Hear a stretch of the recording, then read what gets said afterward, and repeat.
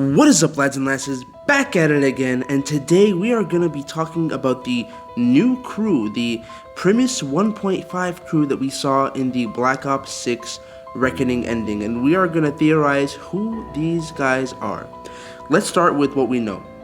I'm going to take it all the way back to Black Ops 4, the ending of Tag Deraten, where Nikolai uses the Elemental Shard and the Agarthan device to destroy the Summoning Key after banishing the multiverses to the Dark Ether.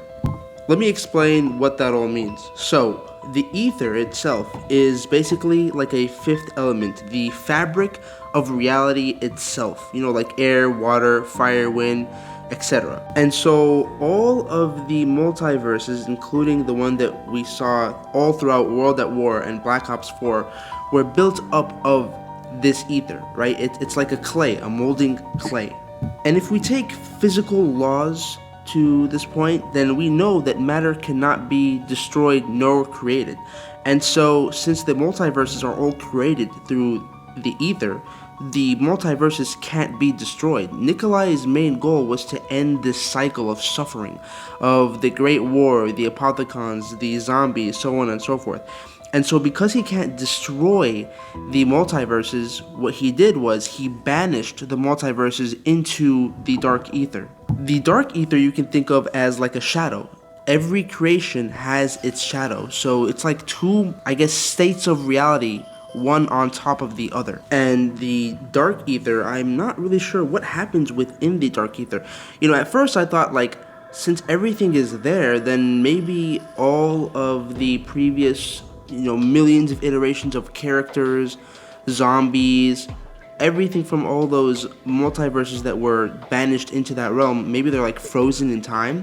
But then that's disproven by Black Ops 5, 6, and Modern Warfare, where we see these breaches of zombies and Apothicons and Margwas and so on and so forth leaking into the universe that we have now, right? The Call of Duty expanded universe.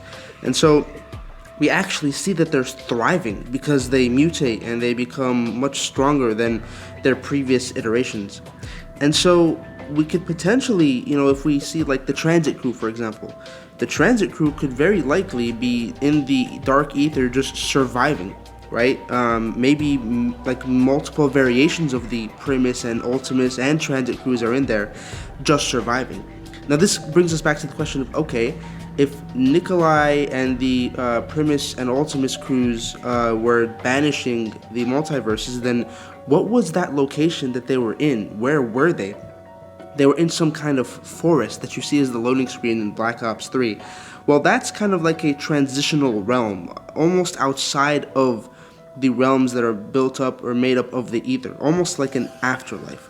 Now, I don't really have any explanation for that.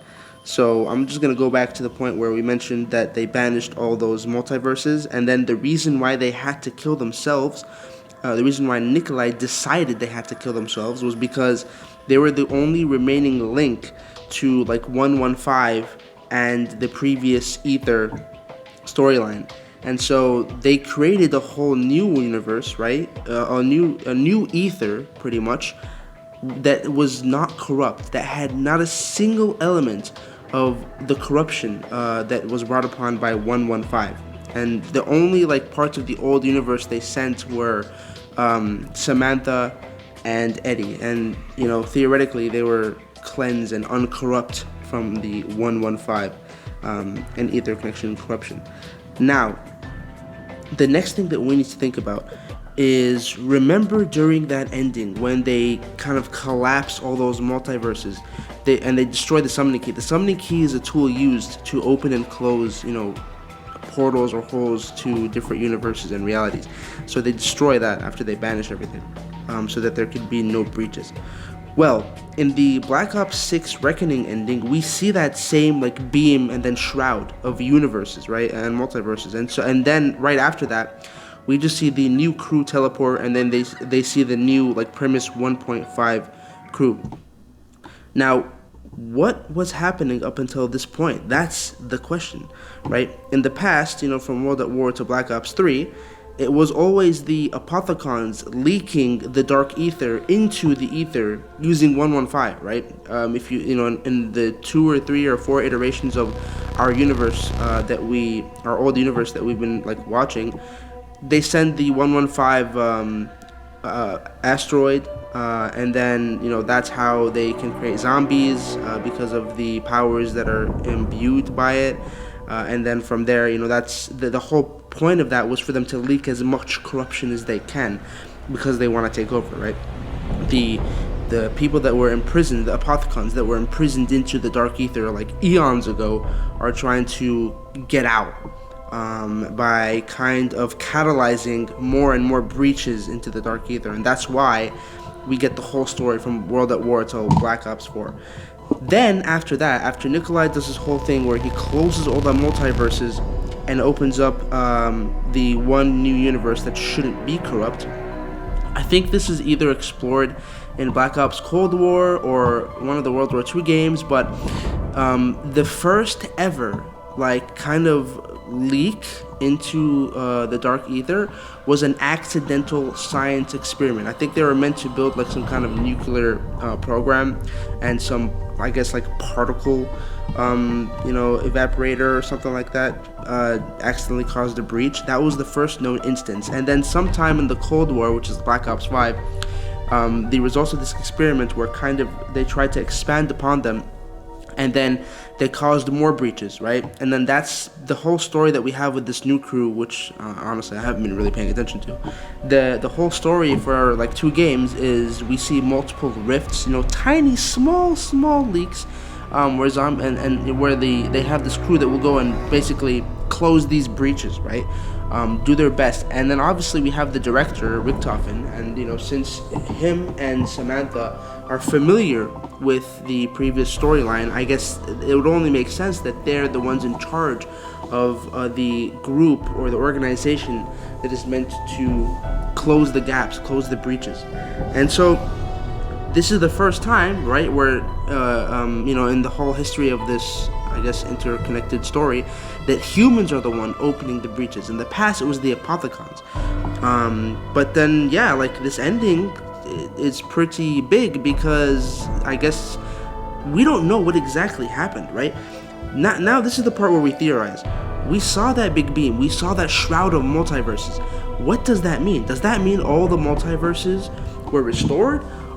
Does that mean that only like a few items from the multiverse were restored? Because Richtofen, there's 2 endings. One is where I guess Samantha, she does not come back to life. I know in one of the games she died, but they use this thing called prima materia, which in the game's universe is the first prima materia, like first material or first matter, the origin of all matter that things are created of, is manipulated with the Sentinel artifact, and then because of that they're able to reconstruct Samantha's body, and then they import the Samantha AI's mind into that body. So it's not Samantha, it's just Samantha's AI inside of her real DNA like body.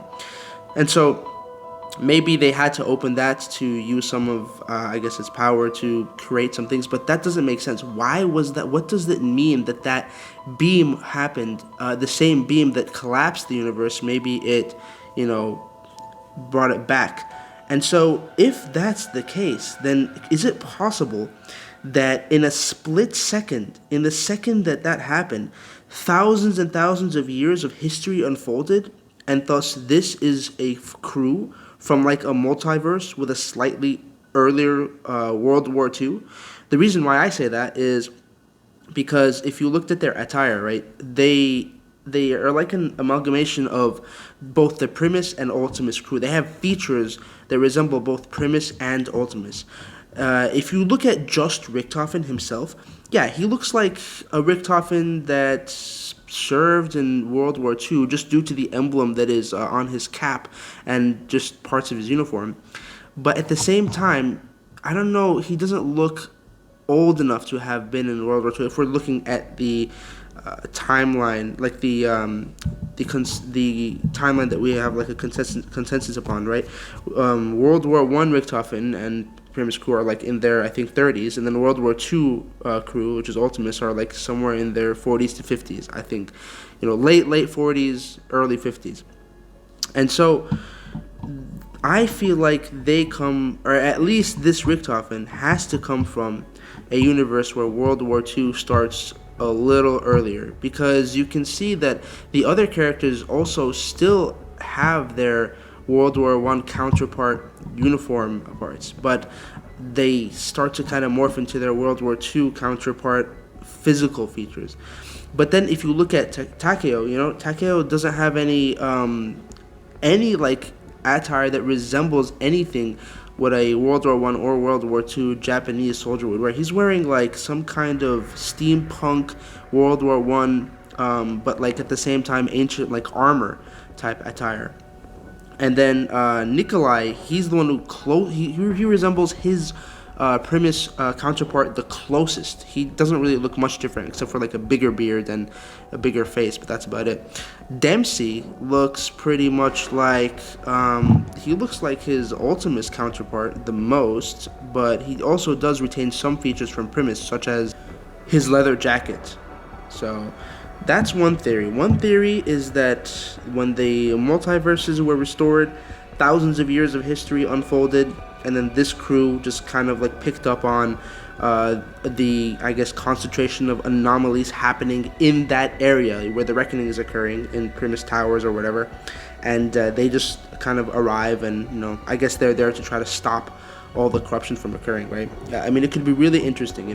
One thing to note is that I want to talk about the Chronorium for a second. Everyone talks about how the Chronorium is supposed to have everything in the past and the future like written, but the actual confines of what the Chronorium can predict is what it's confined to the current reality. Like, it can't predict something that's not in the scope of reality that it's currently existing in, right?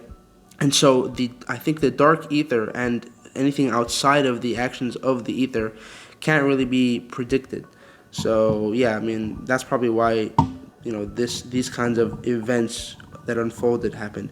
Or we can just say that the Chronorium could never predict that Fortnite destroyed the gaming industry with microtransactions and skins, and maybe this crew is just being utilized to sell us some Modern Warfare skins. I don't know. Anyways, back to the theories. Another theory that I had is maybe this isn't a different variation of our characters at all. Maybe this is a variation that was supposed to exist in this universe. So if we think about it, this universe was created, right? And in any universe, in every timeline, a version of all of our characters should have been created. And so in this universe, they probably were some normal World War I, World War II, characters, and they, were supposed to live and die, like, just do whatever they had to do in their respective parts of the world and their respective parts in the wars. But I'm guessing, because obviously Sam and Eddie, they're outside of this, they came from outside of this universe as it was created. And so I'm guessing maybe, just maybe, Eddie as a young kid came into this universe, right, with Sam, and maybe he, in his like 18s or 20s, he was really smart and he really wanted to prevent or have like some kind of failsafe option to ensure that they're able to contain whatever anomalies or rift may occur. And he went and he used some cryogenic chambers to freeze versions of our characters and then bring them back if anything ever happened. That's one. Another theory that I have is maybe the Dark Ether crew finally escaped. Not the Dark Ether. I mean, we didn't have a crew that was banished into the Dark Ether per se. If you think about it, there was the Dr. Monty battle. There were multiple, like millions of versions of that Dr. Monty battle, and Dr. Monty at the end of the cutscene of Black Ops 3 says it's easier to like banish them to some other universe, right, instead of wiping them out. And remember the whole idea of you can't destroy or create matter. When Dr. Monty says wiping them out, maybe that means banishing them into the Dark Ether, right? Because Dr. Monty in our video game, our original timeline, banishes them to some like I guess, the past, and then they somehow get into the Great War and, keep repeating the cycle. I think the cycle is the anchor to Dr. Monty's existence, so that was his part of that plan. But maybe somewhere in one of the other iterations, he banishes them into the Dark Ether, and then this is the version that comes out of the Dark Ether from that Black Ops 3 ending where they get just kind of banished. So that's one. Another one is maybe when the multiverses were banished into the Dark Ether by Nikolai, maybe, there have been existing infinite numbers of Primis and Ultimus and, Victus and so on and so forth, and potentially maybe different variations of these crews. And, they came to make up a version where there's like a Nikolai, a Dempsey, a Takeo, and a Richtofen.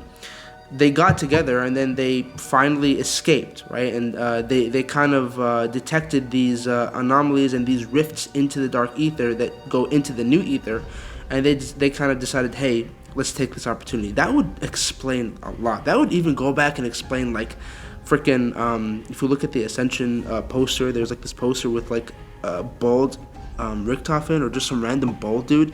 I don't know. I don't want to go too deep into that wormhole. But yeah, this could potentially be different variations of our crew that escaped the Dark Ether. And last but not least, I think that Richtofen, original Primis Richtofen, from, Origins and Mob of the Dead, our Richtofen, had a fail-safe plan in case Nikolai's plan fails, right? I think, like, the reason why that the infinite loop kept occurring was because if you read the comics, Richtofen knew that him holding the Chronorium and him trying to win the Great War would never occur. And so he knew that at some point, like, he had to give up and give Nikolai the Chronorium to end the cycle, right? But the reason why we have, like, so many iterations of this infinite loop where they keep fighting the Great War and then go back to World War One and go back to just keep repeating the story is because Richtofen just refused to give up. He was a man who would never be defeated. He had such a great pride and ego and intellect and thought there must be a solution. And I kind of agree. I feel like there was still some way they could have ended it. Now, I'm going to go off on a tangent here, but Nikolai's ending was full of despair and pessimism, and he just wanted to be done with it all. And I feel like this is the correct choice for the writer at the time, Jason Blundell. Jason Blundell at the time was going through a lot. He was, kind of, the whole plan for Black Ops 4 was ruined because of corporatism, Fortnite, Blackout, so on and so forth. And then he had to, like, do two stories at once, Chaos and Ether, and it just, none of it made any sense, and he just wanted to be done with it. So he chose the right character to go with this kind of dark ending. It fits Nikolai's character to plunge everything into darkness and just to reset it, right? Because his character is all about, like, depression and that kind of thing, right? That's his character's motif and arc. And so I think Jason Blundell, this also reflected Jason Blundell's mindset at the time. He just wanted to be done with it. But anyways, back to where I was. So Richtofen realized, okay, Nikolai's plan is the only thing that can break the cycle. He gave it to him. He let Nikolai go through what he wanted to do. But Richtofen being Richtofen, I'm 100% sure, and he knows that the Chronorium can't predict what's outside of its scope. I'm 100% sure that he had like he somehow got together a fail-safe crew that would, in case Nikolai's plan failed, would come and clean up the mess that would occur, and everything is going to plan because Richtofen is the OG. Richtofen is a freaking beast. And that's it for me, guys. Please let me know if you guys like my theories, what y'all think about them. Please like, comment, subscribe, and let me know if you guys think my theories are cool. And thank you very much for watching. Goodbye. And I'm so glad that the crew is back.